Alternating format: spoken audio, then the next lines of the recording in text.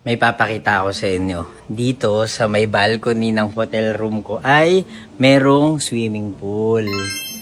Ayan, ang ganda, 'di ba? Tapos tinanong ako ng kasama ko kung gusto ko raw bang mag-swimming sa swimming pool. Mas pipiliin kong mag-swimming sa dagat kaysa mag-swimming sa swimming pool. Bakit? Story time. Hindi ko alam kung parehas tayo ng iniisip at baka sa akin lang to. Hindi ko sinasabi na lahat ng swimming pool ganito. Pero naalala ko nung bata ko, nag-swimming kami ng pamilya ko sa isang sikat na resort. Sobrang daming tao at sobrang daming bata. Masaya naman akong nagsiswimming dun.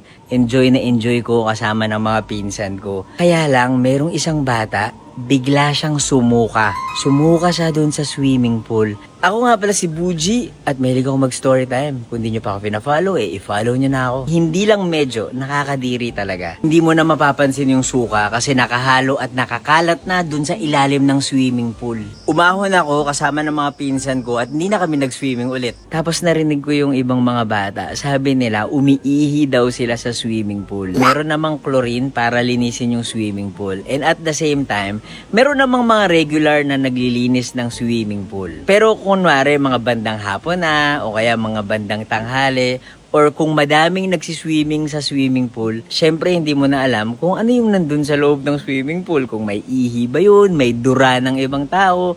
Tapos pag nagsiswimming ka, bigla kang makakalunok ka ng tubig. Ang ganda ng swimming pool oh. Ano, mag-swimming na ba ako?